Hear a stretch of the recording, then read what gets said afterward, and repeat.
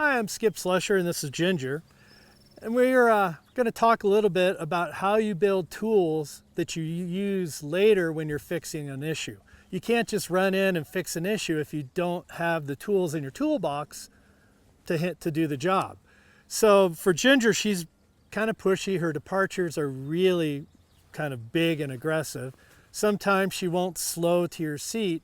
And so the tools we're going to show you how to build for that situation are it's a modified half halt, where we call them stop and goes, where you're actually going to stop, get the horse to back up using their hind end for impulsion, and then go. Let them leave in that position. The other thing we do is a bending them down to a stop, like a one rein stop.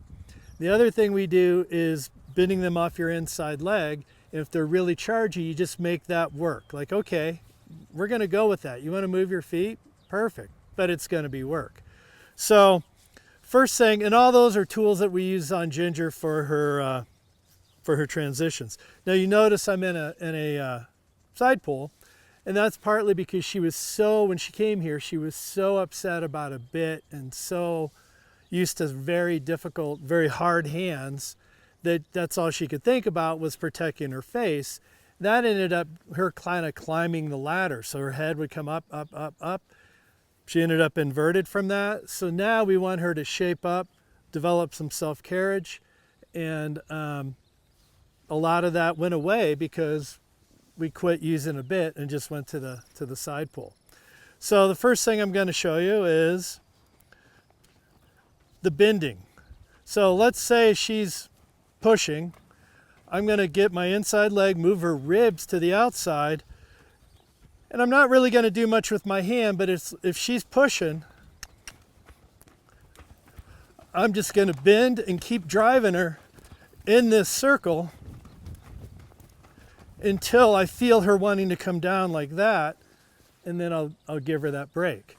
The other tool that we're going to work on is stop and goes, which once the horse picks up, sit down, hit the brakes, use one hand, see her protecting her face, one hand to get her nose.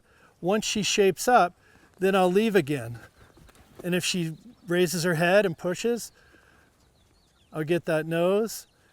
Oh, she's really upset about her face today. And then we'll leave again.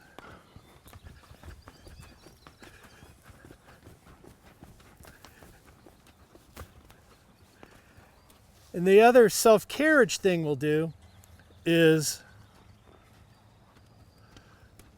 when she drops her head like that, I'll just let her go anywhere she wants and not do anything. So those are the three tools. She's learned them, and so we apply them to teaching her how to rate.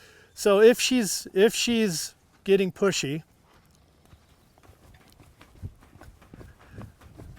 like right here, I feel her kind of driving forward. So I'm going to stop her, ask her to come back a step, give me her nose, and then that's a big lunge into it. So I'm going to just bend her till I feel her come down, and we'll ask it again. Better, a little better. But you see her rooting to the ground. That's from her protecting herself from the hard hands that had her before. So if I ask her to leave, she ought to just pick it up. That was nice.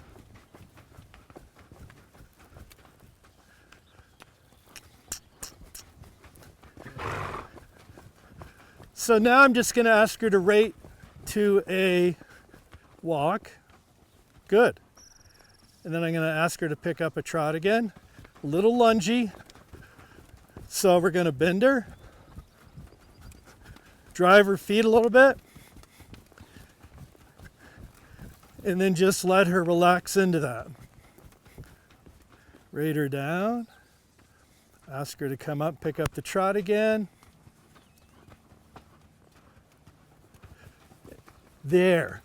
I hope you can see the difference in that departure, which was she found the trot, she just kind of fell into it, versus let's go trot. So those little things that make it work for her, make the wrong thing hard, right thing easy, she did the right thing. So we stopped and we're just going to rest for 1 second while she did that.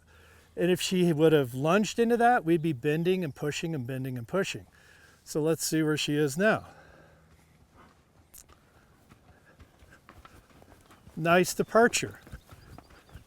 And you can see that she's carrying herself well. She's balanced. Impulsions from here. She's carrying me in this kind of position versus that kind of position. And she rates down. Let's go the other way.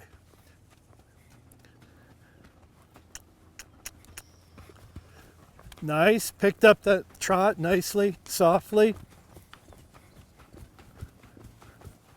And we'll rate down. And she's really doing a good job. We're not going to have to go to the stop and goes because that's kind of the more severe level of the tools I pull out. Just making her work harder is really an effective tool. So if your horse really wants to go, go. Because they're not, while it's their idea, you make it your idea, it's not as much fun. So, ooh, that was close to lungy, where she really goes into it. And you can see she's balanced. I'm not doing a lot. I'm not touching her head. I'm not touching her face. And there she rates down. Let's try. I'm just going to steer a little bit. I'm going to ask her to come up. And nice. Ask her to come down. And this is all with your body. So I'm not, if you notice, I'm not pulling on her face. I'm not doing anything really harsh because she's had enough harsh. She needs a partnership and a trust that I'm not going to pull on her face no matter what she does. Now, there are times you have to, for self-preservation, you have to really be strong with your hands. But for the most part, I want her to listen to my body and my seat and not be doing anything but a little tip in her nose up here. So here we pick it up.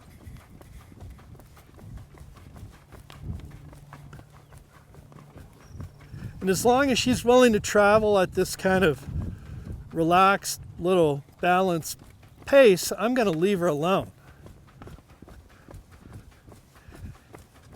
And her other habit is, after a minute or so of this, then she starts trying to pick up. She gets a little bored.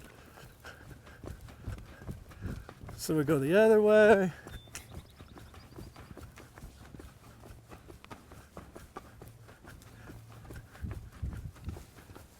Figure she's really good when we shoot a video. I was hoping for some worse behavior so we could show you how to fix it. But you can't punish them for being good. So the tools, though, are the reason she's being good is we built the tools, showed her what that meant, and then applied them to what we're really chasing. And what we're really after is her soft departure. Listen to your body to come up, listen to your body to come down, and stop with her. She was very stop and go, 0 to 60, 60 to 0, stop on the gas, stop on the brake. So if you like any of this and it makes any sense to you, subscribe.